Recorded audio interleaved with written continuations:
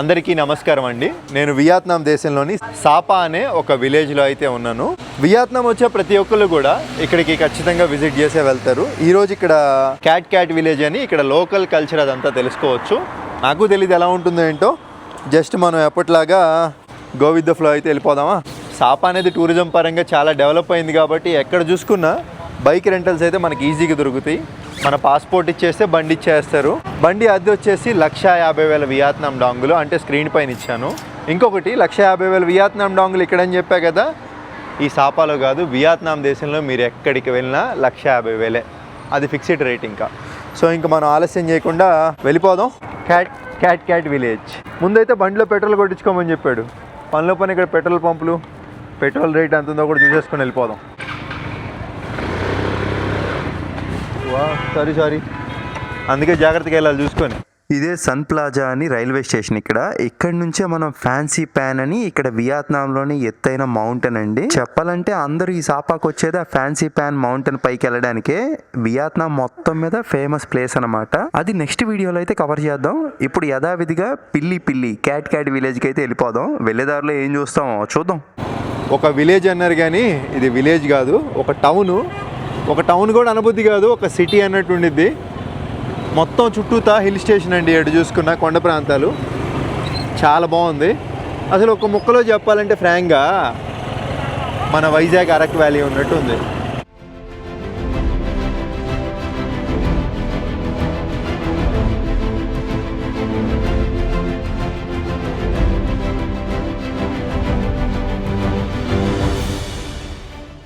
దాదాపుగా కిలోమీటర్ అవతలకి వస్తే కానీ కనపడలా. ఇక్కడ కూడా ఎలా పడితే అలా లైన్లు లేదు, పాడు లేదు, ఎగబడిపోతున్నారండి పెట్రోల్ కోసం. పెట్రోల్ రేట్ వచ్చేసి 20,960 వియత్నామీస్ డాంగ్స్, అంటే మన డబ్బుల్లో 77 రూపాయలండి వాళ్ళ రోజున ప్రకారం. పెట్రోలు అంటే చాలా తక్కువ రేట్ ఉందని చెప్పుకోవచ్చు. ఇప్పుడు డీజిల్ రేట్ ఎంత ఉందో చూద్దాం. 1 లీటరు 23,780, అంటే 87 రూపాయల 30 పైసలు. 88 రూపాయలు వేసుకోండి ఇంకా డీజిల్ అయితే. ఇక్కడ కూడా బ్యారియర్లో కొట్టించుకొని వెళ్ళిపోతున్నారు. ఇక్కడి నుంచి గూగుల్ మ్యాప్లో దాదాపుగా 5 కిలోమీటర్లు చూపిస్తుంది. వెళ్తుంటే తెలిసింది ఇది కూడా ఫేమస్ ప్లేసే అంట. ముందు ఇది కవర్ చేసుకొని తర్వాత క్యాట్ విలేజ్కి అయితే వెళ్దాం. ఆర్చ్ కనపడుతుంది కదా, అక్కడ చాలామంది ఇన్స్టాగ్రామ్లో ఫోటోలు దిగి పెడతారు. బాగా ఫేమస్ అయింది మోనా సాఫా కెఫే వ్యూ. దీనికి వీళ్ళు టికెట్ కూడా పెట్టారండి. ఉదయం 7 గంటల నుంచి సాయంత్రం 7 గంటల వరకు ఉంటుందంట. ఖచ్చితంగా మనం టికెట్ తీసుకొని వెళ్ళాలి. టికెట్ వచ్చేసి చిన్నపిల్లలకి 60,000 వియత్నాం డాంగులు స్క్రీన్ పైన ఇచ్చాను. పెద్దోళ్ళకైతే 90,000 వియత్నాం డాంగులు. దాంతోపాటు ఏంటంటే మనకి ఒక కాఫీ కూడా ఇస్తున్నారు, ఎందుకంటే ఇది కెఫే కదా. అది చూద్దాం లోపలికి వెళ్ళి మంచిగా. అలాగే ఇక్కడ చూసుకుంటే యూట్యూబ్ బొమ్మలు అవి అమ్ముతున్నారండి. బాగున్నాయి బొమ్మలు. How much? ఓకే, 1,00,000 రూపాయలు, సారీ 1,00,000 వియత్నాం డాంగులు, అంటే స్క్రీన్ పైన ఇచ్చాను. Thank you. ఎంత బాగుందో, కానీ మన దగ్గర బ్యాగ్ లేదుగా. Thank you. కార్డు కూడా యాక్సెప్ట్ చేస్తున్నారు. ఫస్ట్ మనం దీంతో మనకి కూల్ డ్రింక్ కావాలంటే కూల్ డ్రింక్, కాఫీ కావాలంటే కాఫీ, ఇంకా వ్యూ మొత్తం ఎంజాయ్ చేయొచ్చు. చెప్పడం మర్చిపోయానండి, బీర్ కూడా ఇస్తున్నారు ఇక్కడ కావాలంటే. చేదుగా ఉంది నిజంగా. ఇది మాత్రం ఫోటోలు దిగడానికి one of the best place అండి ఇప్పటి వరకు నేను చూసిన వాటిల్లో. అబ్బా, ఇక్కడ వీళ్ళని అడిగితే కావాలంటే డ్రోన్ షాట్లు కూడా తీస్తున్నారండి. ఎంత బాగుందో. మన డ్రోన్ పోయింది, ఉంటే బాగుండేది. సేమ్ ఇలాంటిదే ఇండోనేషియాలో కూడా ఒకటైతే ఉందండి. మనం చాలా ఇన్స్టాగ్రామ్స్లో చూసుకుంటాం.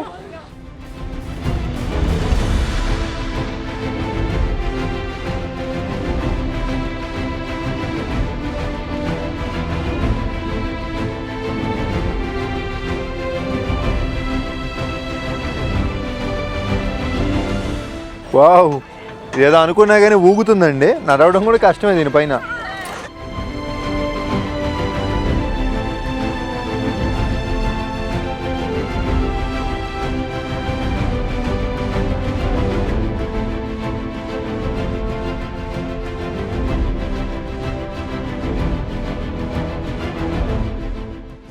ఈ కెఫే ఓన్లీ ఫోటోలు దిగడానికే కాదు, మంచి వ్యూస్ కూడా చూడొచ్చు. పైకి వెళ్ళి చూసేద్దాం.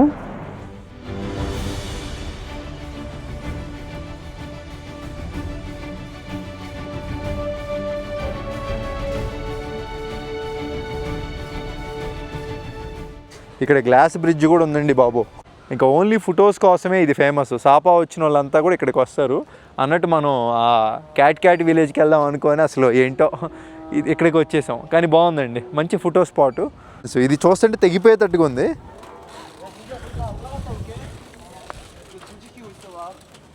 కానీ గట్టిగా జంప్ చేసామంటే తెగిపోయేది తాడు.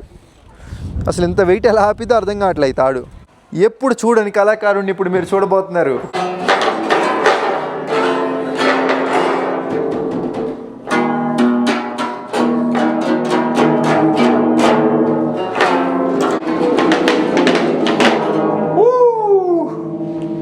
అదిరిపోయింది కదా.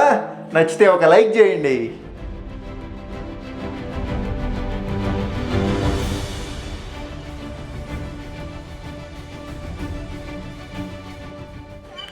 చాలా బాగుంది. ఇప్పటివరకు చూసాం కదండి. అసలు ఇక్కడ మనం వెళ్ళి వీడియోలు తీయాలన్నా కానీ ఫోటోలు దిగాలన్నా కానీ ఎవరో ఒకరు వస్తూనే ఉంటున్నారు. ఆ చెయ్యి ఉంది కదా, ఆ చెయ్యి పైకి వెళ్దామన్నా కష్టంగానే ఉంది. ఇంకా ఇది ఎక్కి దీనిపై నుంచి చూడడమే. ఈ చెయ్యి మెయిన్ ఇక్కడ. ఈ చెయ్యి ఒకటి, ఆ ఫ్రేమ్ మెయిన్. ఇదిగోండి ఈ ఫ్రేము. Glass bridge.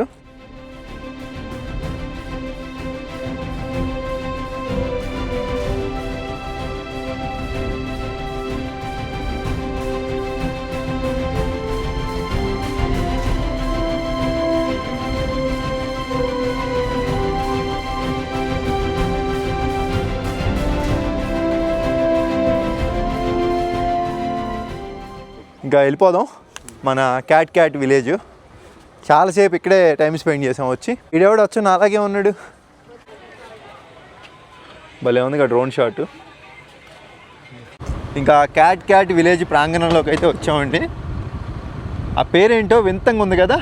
అప్పట్లో ఫ్రెంచ్ వాళ్ళు అయితే పరిపాలించారు ఈ వియత్నాం దేశాన్ని. అప్పటి నుంచి ఆ పేరు అలాగే ఉందంట, క్యాట్ అనేది. నేను వియత్నాం మొత్తం అభివృద్ధి అనుకున్నా కానీ టూరిజం పైన ఫోకస్ చేస్తున్నారు కానీ అభివృద్ధి పైన ఫోకస్ చేయట్లా. నాకు ఈ విదేశీయుల దగ్గర నచ్చేదే ఇది. ఎంత దూరం అయినా కానీ నడుచుకుంటూ వెళ్తారు, నడుచుకుంటూ వస్తారు. ఇక్కడ ఇంకొకటి నేను గమనించింది ఏంటంటే రేట్లు అయితే తక్కువ ఉన్నాయండి. ఆ గౌను అదంతా డ్రెస్ ఉంది కదా, 2 లక్షలు అంటే 700 రూపాయలు మన డబ్బుల్లో. Welcome to cat tourism area. ఇక్కడ నుంచి స్టార్ట్. ఇంకా ఇక్కడ చూసుకుంటే వ్యవసాయం కొండలపైనే చేస్తారు. ఎందుకంటే ఇదంతా కొండల ప్రాంతం కదా, వీళ్ళకి ఇంకా వేరే అవకాశం లేదండి. కాబట్టి మెట్లు మాదిరిగా ఉంటుంది. స్టెప్ అలా ఉంటుంది. ఇప్పుడు కాసేపట్లో వెళ్తాము, ఇంకా చూస్తాము. ఇక్కడ ఉందండి క్యాట్ విలేజ్ అని బోర్డు. అబ్బా ఇదిగోండి క్యాట్ విలేజ్. మొత్తం ఇక్కడ వాటర్ ఫాలు, ట్రెడిషనల్ హౌసెస్ మొత్తం అన్నీ దీంట్లో ఉన్నాయి. 150,000 డాంగులు అంట టికెట్. అంటే మీకు స్క్రీన్ పైన ఇచ్చాను. ఇప్పుడు దీంట్లో వెళ్తే 10,000 వియత్నాం డాంగులు అంట.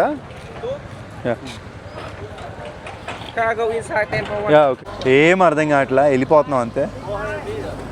టికెట్లు చెక్ చేసుకుంటున్నారు బండిలో వెళ్తుంటే.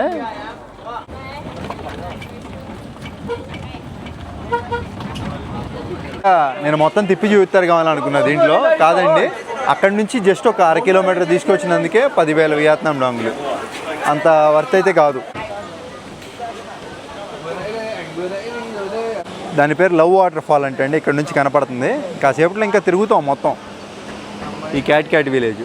వాష్రూములు కూడా చూడండి ఎలా చేశారు. ఇక్కడికి మెయిన్ జనాలు ఎందుకు వస్తారంటే ఇక్కడ విలేజ్ యొక్క సాంప్రదాయాలు అప్పట్లో ఎలా ఉన్నాయి ఏంటి తెలుసుకుందాం అని వస్తారండి. అప్పట్లో బ్లాక్ హమాంగ్ ట్రైబ్స్ అని ఇక్కడే నివసిస్తూ చెక్కలతో ఇల్లు కట్టుకొని వ్యవసాయం చేసుకుంటూ వారి యొక్క సాంప్రదాయ వస్తువులన్నీ తయారు చేసి అమ్ముకుంటూ ఇక్కడ జీవిస్తూ ఉండేవాళ్ళండి. దానిని తరతరాలుగా వాళ్ళ వంశస్థులు, అదే ఈ బ్లాక్ హమాంగ్ ట్రైబ్ వాళ్ళు కాపాడుకుంటూ వస్తున్నారు. అలాగే గవర్నమెంట్ ప్రోత్సాహంతో ఇక్కడికి ఎంతో మంది టూరిస్టులు రావడం, మనం టికెట్ కూడా కొనుక్కొని వచ్చాం కదండి, దీన్ని ఇలా డెవలప్ అయితే చేస్తున్నారు.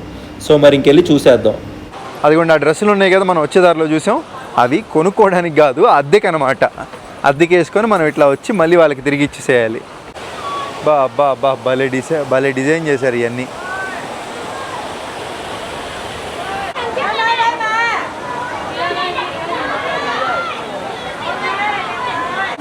ఆఖరికి చెత్త పుట్ట కూడా చెక్కతోనే చేశారు.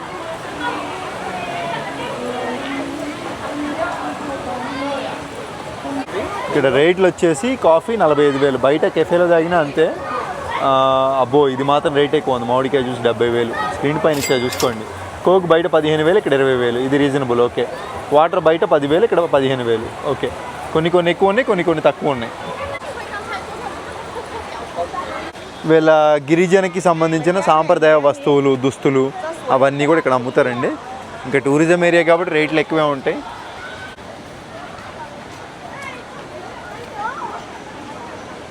చాలామంది ఇటు నుంచి అదరికి క్రాస్ చేస్తున్నారు. నేనైతే వెళ్ళట్లేదండి, ఇవన్నీ మనం చూసినాయే కదా.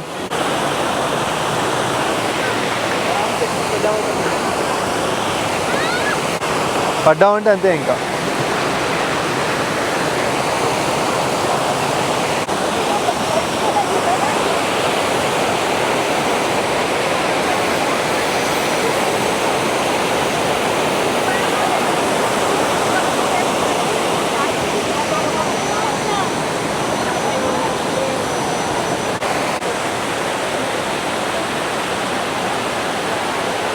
ఇది ఇంకొంచెం ముందరికి వెళ్తే ఆ పెద్ద వాటర్ ఫాల్ దగ్గరికి కూడా వెళ్ళిపోవచ్చు. అటు కూడా వెళ్దాం. ఇటు గుండా నడుచుకుంటూ వెళ్తే వెళ్తాం.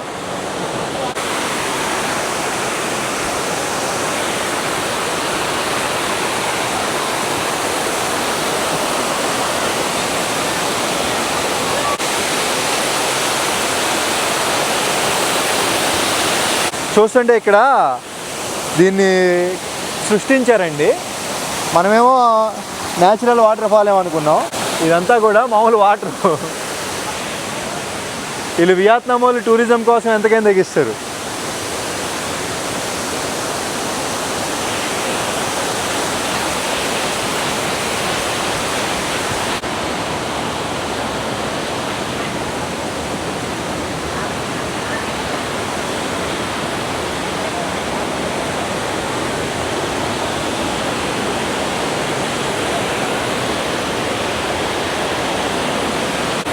హాఫ్ నేను హాఫ్ అది.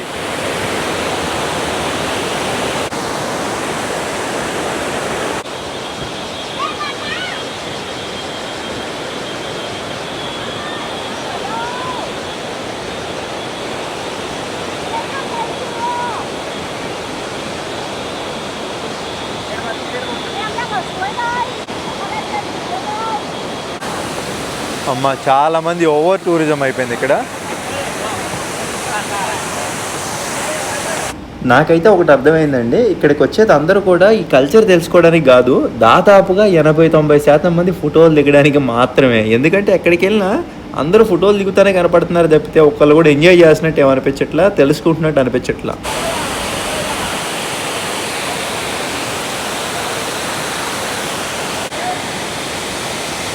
వీళ్ళది ట్రెడిషనల్ షో అండి. ఆ ట్రైబుల్ అని చెప్పాక గిరిజనులు.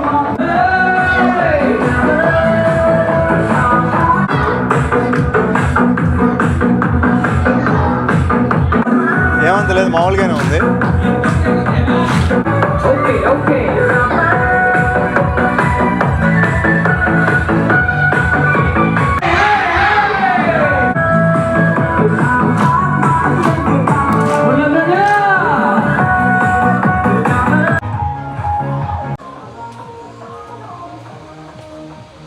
ఆ రైస్ పొలాలు ఎక్కడున్నాయా అని చూస్తున్నాయి దాని నుంచి. ఇటు ఎవరు జనాలు కూడా లేరు. నాకు తెలిసి ఇటు వెళ్తే చూడొచ్చు అనుకుంటా ఆ రైస్ పొలాలు. ఇప్పుడు ఎవ్వరు లేరండి ఇటు, అంతా హిడ్డెన్ కదా, ఎవరు రారు ఇటు, మనమే.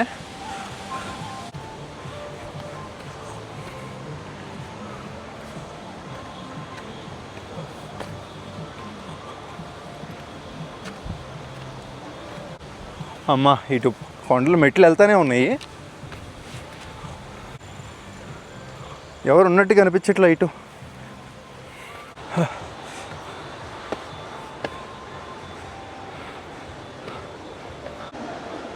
అమ్మ మెట్లు వెళ్ళే కొద్ది వెళ్తూనే ఉంటున్నాయండి. పైన అటు గేట్ వేసి ఉందండి, వెళ్ళడానికి లేదు. సో మామూలుగా వచ్చిన దారిలో వెనక్కి వెళ్ళిపోదాం. చూస్తుంటే మొత్తం కమర్షియలే అండి. ఇక్కడ పేరుకే ఒక విలేజ్ అన్నారు కానీ మొత్తం క్యాట్ కమర్షియల్, మొత్తం వ్యాపారం కోసమే పెట్టినట్టుంది.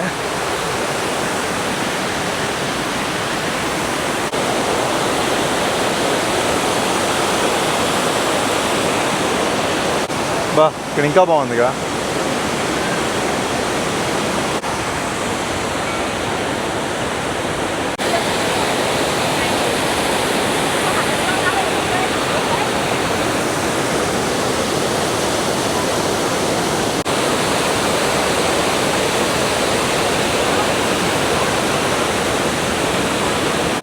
ఇది వ్యవసాయం. ఇక్కడ రైస్ ఫీల్డ్స్ కనపడుతున్నాయి కదా దూరంగా. థాంగ్ థాంగ్ సీక్రెట్ ఇది విలేజ్ చాలా పెద్దది.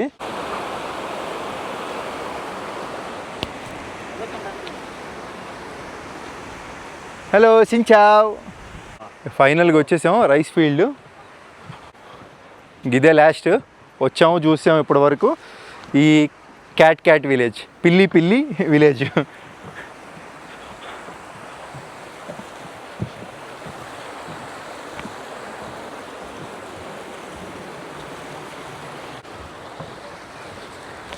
సో మరి ఇప్పటివరకు వీడియో చూసారు కదండి.